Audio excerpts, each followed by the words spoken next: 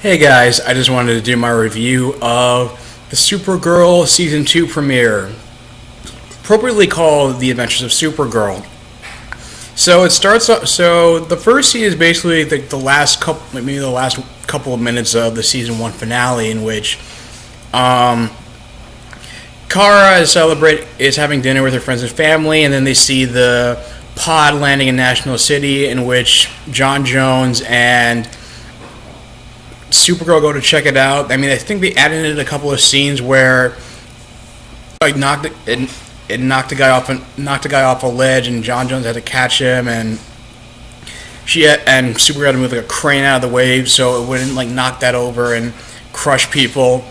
But then it returns to the same scene where the pod opens, where she opens the pod and it turns out and she finds what appears to be another Kryptonian. I mean, they didn't say. I mean, even though he wasn't identified in the episode and he was given little to no screen time, he was just comatose the whole time. They have mentioned in press releases he is Mon-El. He's a Daxamite, which is like they're like they're like a cousin race of Kryptonians and who happen to be vulnerable to. And they have and they even have the similar abilities to Kryptonians, except they're vulnerable to lead instead of kryptonite. That doesn't really go anywhere because, like I said, it's comatose the whole episode. It kind of just focuses on a lot of the dynamic between Kara and Superman, who's played by Tyler Holchin. I'm probably butchering that name. But he's basically, the whole thing feels like kind of like a love letter to the 1978 Superman movie, and his performance seems very reminiscent of Christopher Reeve's performance of Superman, and whether it was supposed to be draw parallels from it, I mean, I guess it was. I just think he was like one of the best Superman actors I've seen since Christopher Reeves, basically, since he really encompasses like what made people fall in love with Superman in the first place in that movie. And he has great chemistry with Melissa Benoist, and apparently Superman has some beef with Hank Henshaw, and we later learn after Alex does some digging into a past case file that Martian Manhunter and Superman discovered a meteorite that was made of kryptonite, and Superman wanted to destroy it, but Martian Manhunter decided to keep it as a deterrent in case he or any other Kryptonians went rogue. And the reason why Superman was so unforgiving about it is because although his motivations are understandable, he's worried about if somebody like the president or somebody higher up will like give the order and decide that he's a threat to mankind, and then he'll just have to follow orders and just try to use it against Superman. And it's the reason why, as explained in Season 1, why Superman doesn't work with the government, specifically the DEO. Wynn seems to be working like full time with the DEO now, and the DEO is now. I mean, this is like a now revealed like second location. It's no longer down in the cave or outside of the city. It's now in an office building in the heart of National City, which is apparently going to be their new set, because just to give it a brighter, like sleeker look compared to the cave they worked at, the underground cave they worked out of in Season 1, since I guess it was filmed in LA, and I don't know, some like budgeting reasons. Speaking of budgeting reasons, like the special effects look a little bit crisper on here than they did in when the show was on CBS. Like even just little things like now you're able to have stuff like Kara using her super speed to like change clothes instead of doing a jump cut to when she was trying to find clothes to wear for a dinner for her date with James Olsen, who Alex notices that she's not as enthusiastic about having this like pizza and pop stickers with him as she is about watching the space launch of the Venture, which she sees like malfunction when it goes into outer space, and so to save all the people on board, both her and Superman actually are able to help it crash land and prevent any casualties. And when they're investigating what happened, it turns out a subsidiary of Luthor Corp was responsible for they designed the engine for the venture.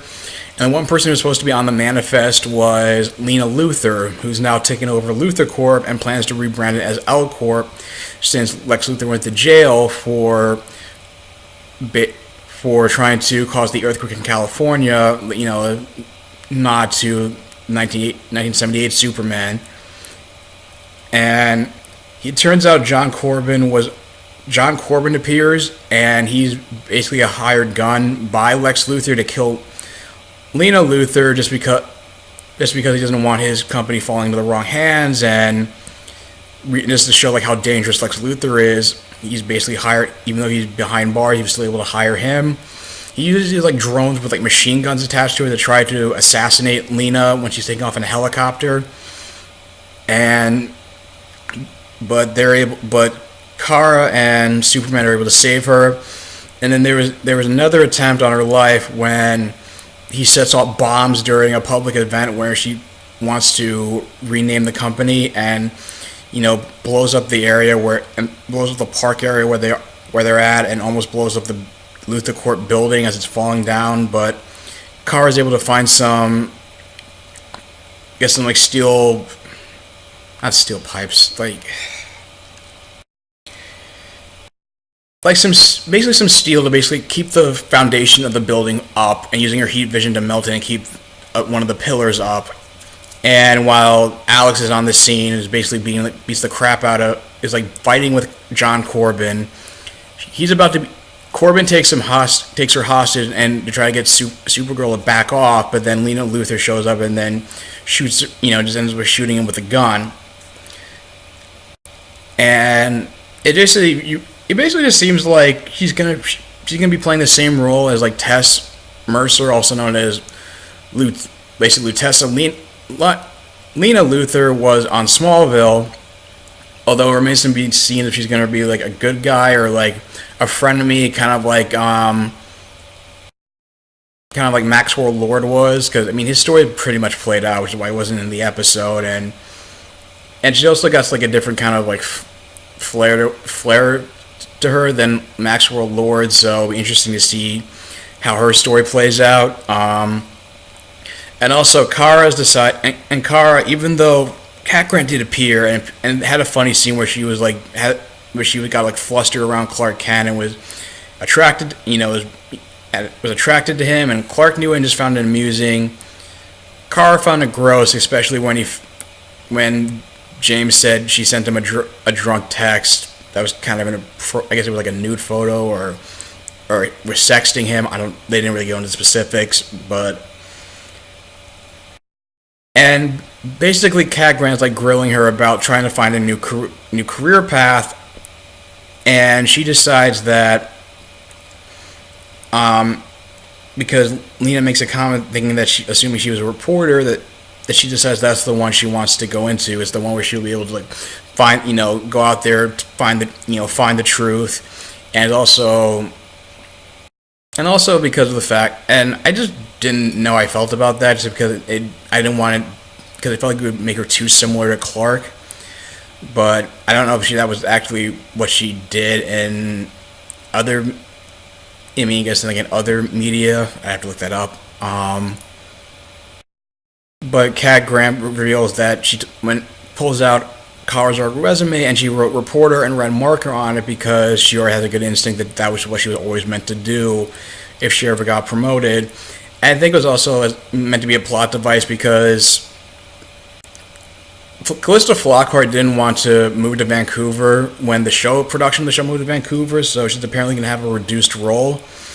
And so gets her, and so that's like a means of having Kara work more outside of Catco and more like the DEO and Superman, who says he's going to stick around in National City for a while, or at least maybe through. I know he's going to be in the next week's episode. I don't know like how many episodes he's going to be in this season, but hopefully not enough to like overshadow Kara. But he was a great addition to the cast, and he felt like it helped the season get off to a strong start.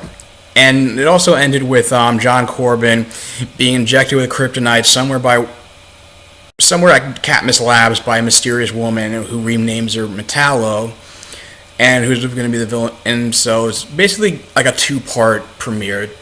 This is like part 1. Part 2 is going to be next week, in which they face off against John Corbin after his transformation. And so, I mean, there's not really much to say about about some of the other characters, like, besides that Kara decided she just wanted to be friends with Jimmy, which seemed a little bit anticlimactic considering all the build-up they've had to their romance all last season. But other than that, I give this episode an 8 out of 10. Really strong start to the season. Like, it gave me the same vibe I have the same vibe about this episode that I had about the Arrow season 2 premiere, which is going to be it's already going to be like 100% better than season 1 was, and like it's going to really find its footing. And being on this network is going to be for its benefit, just because it knows its audience. It got to delve more into its comic book roots, like mentioning Lois Lane, the Daily Planet, Perry White, the Intergang, Casnia, then all the references to the Superman movie. I feel like this is where the show is meant to be. So I know the people who didn't like Supergirl in season 1. It got off to a rocky start, especially in the first 6-7 episodes. But if you didn't like it before, I would recommend at least watching the season 2 premiere and see if that changes your mind. I mean, I feel like this is definitely a step in the right direction for the show. Now it's on CW, and now it knows what kind of show it wants to be, and not just water down the source material and just try to cater to an older audience. So, if you guys watched the premiere, what did you guys think? Leave your thoughts in the comments down below. If you like this video, like, share, and subscribe, and I will talk to you guys soon. Take care.